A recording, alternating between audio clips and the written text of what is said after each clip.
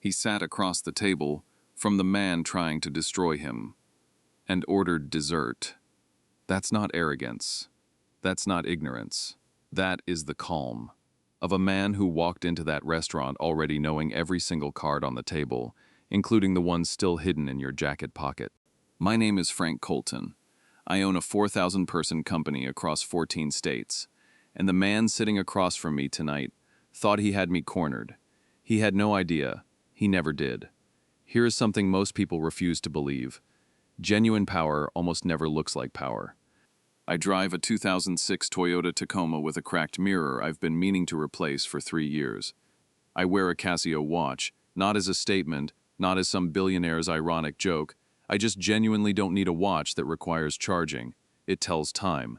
That's the job. Walk up to me on a Wednesday morning outside my house in Beckley, West Virginia. Flannel shirt, beat-up garden clogs, watering my tomatoes, and you wouldn't offer me a boardroom seat.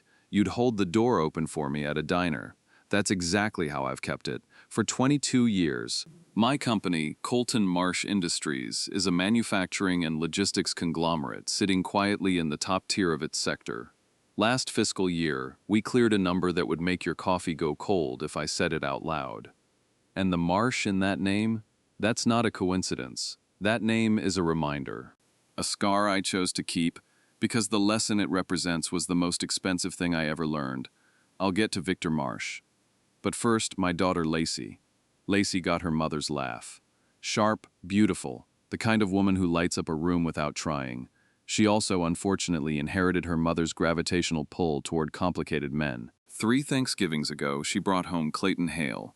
I shook his hand, looked him in the eyes, and within 60 seconds I thought, this man has never been told no. Not once. Not in his entire life. You can always tell. There's a particular shine on people like that, like the world has spent years buffing them smooth. Clayton wasn't a villain. I want to be clear about that, at least. That's what I kept telling myself. He was sharp, well-dressed, instinctively confident in a way that filled every room he walked into. When I quietly ran him through my internal vetting process. Yes, I vetted my daughter's boyfriend. No, I will not apologize for that. His numbers were genuinely solid.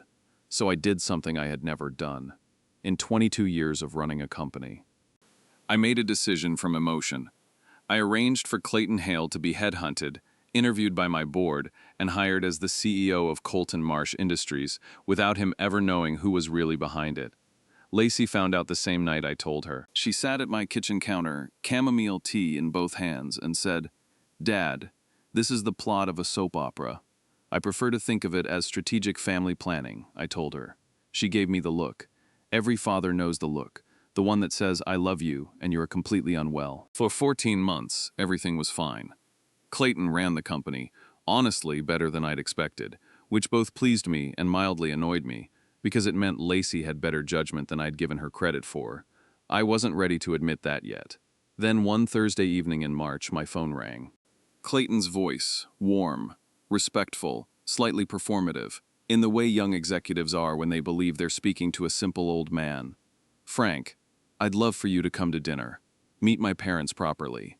They've been asking about you." Something shifted in my stomach the moment he said that. Not a loud alarm, more like the feeling of hearing a word you recognize, but can't quite place. "They've been asking about me." I almost said no. My gut was speaking very clearly. But there is a version of me, the version built from 30 years of building something from nothing, that doesn't run from gut feelings. He walks toward them, slowly, hands in his pockets. "Sure," I said. "Tell me where." The restaurant was called Aldridge's, the kind of place where the menu has no prices. The waitstaff introduce themselves by first name, and the eye contact feels professionally trained. I wore my cleanest flannel on purpose. Clayton met me at the door, freshly barbered, wearing a jacket that probably cost more than my first car. He looked at my shirt, and to his genuine credit, he didn't flinch. "You look great," he said. "I look like a man who found parking," I replied. He laughed. I didn't.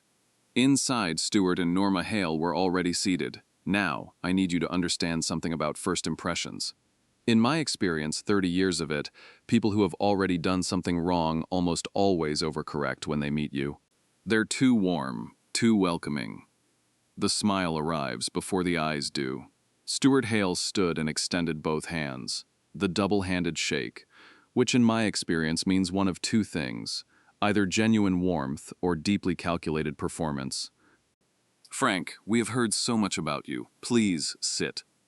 Norma touched my arm and said I looked wonderfully comfortable, which is the expensive restaurant way of saying. I clocked the flannel and filed it under. Not a threat. Good.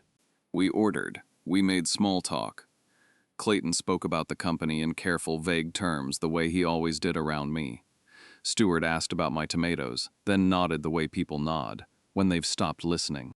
And then, 40 minutes in, right between the entree and the moment I was almost convinced I'd imagined the whole thing, Stuart Hale reached inside his jacket. He pulled out an envelope, cream-colored, thick, the kind of envelope that doesn't come from a drugstore. He placed it on the table in front of me, gently, deliberately. The way you place something, when you need the other person to understand exactly how significant the contents are. He folded his hands. Norma picked up her wine glass. And Clayton, this is the part I keep coming back to. Clayton looked down at his plate. "Frank," Stuart said, his voice dropping just enough to signal we were no longer doing small talk. "There are things about your past, about your history, that we believe deserve a conversation." I looked at the envelope. I looked at Stuart. I looked at Clayton, who was studying his salmon, like it personally owed him money.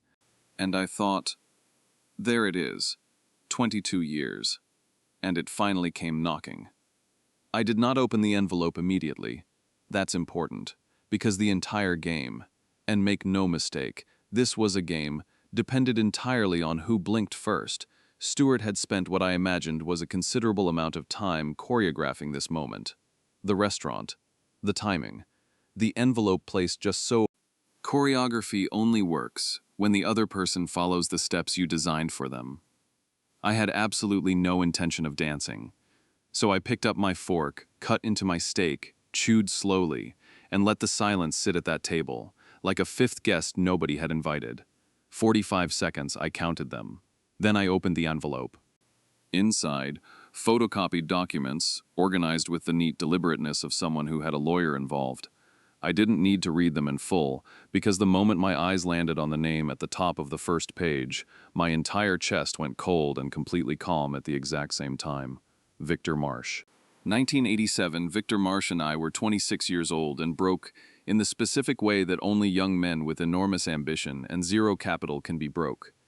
We had a plan, a small manufacturing outfit in Columbus, metal parts for industrial equipment, nothing glamorous. The kind of business that doesn't make headlines, but keeps the world running. For 4 years, we built it together. For 4 years, I ignored every sign. Victor was skimming, not dramatically, not all at once, the way termites work. Quietly, consistently, until the structure is hollow and you don't know it, until you lean on the wrong wall. By 1991, he had siphoned enough from our joint accounts to fund a competing operation, built entirely on our proprietary contacts, our client relationships, and my 4 years of trust. Here's the detail almost nobody knows. Victor didn't just steal money. He registered the competing firm under his wife's maiden name, Eastfield Manufacturing, specifically to make it nearly untraceable. It was meticulous, it was patient, and it was almost perfect. When I found out, I didn't get loud. I went. Very, very quiet. 6 months of documentation, every transaction, every diverted contract, every forged signature, until the file was thick enough to end him. 17 different ways. Then I sat across from Victor in that same Columbus office and gave him a choice. Walk away, sign over his stake, disappear, or face a DA's office and spend a decade explaining himself to a jury. Victor Marsh chose to disappear. What I had no way of knowing, what nobody told me until this moment, was that Victor had a younger brother, 15 years younger. A boy who was maybe 11 years old when all of this happened. A boy who grew up hearing one side of a story, one carefully edited, grievance-soaked, blame-redirected version of events, told to him by a broken man who never once admitted what he'd actually done. That boy's name was Stuart. Victor died 4 years ago, Stuart said. His voice had lost its dinner party polish. Lung cancer. He died with nothing, Frank, because of what you took from him. I heard the grief underneath the strategy. I want to be honest. I genuinely felt it. a quiet ache for the version of this story that had been real to Stuart his entire life. "I'm sorry about your brother," I said carefully. "I don't want your condolences. I want you to resign. A formal settlement. The number is in the envelope." That's when Clayton finally looked up. And I want to describe precisely what I saw on his face, because it matters enormously to everything that comes next. It was not the face of a conspirator. It was the face of a man who had just heard something spoken out loud, that he was not fully prepared to hear out loud. Here's a detail the original story never mentions.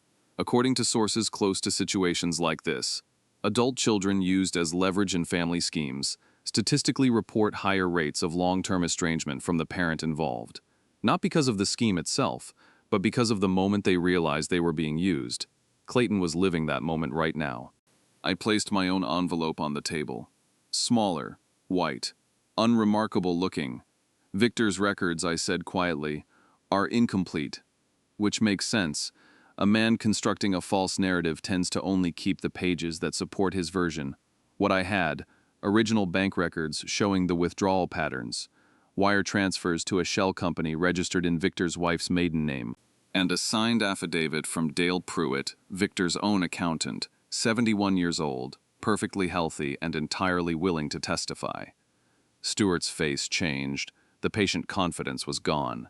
"You destroyed him. He destroyed himself," I said. "And then he gave you a story that let him die feeling like a victim instead of what he actually was." "Clayton," I said, "I need to tell you something."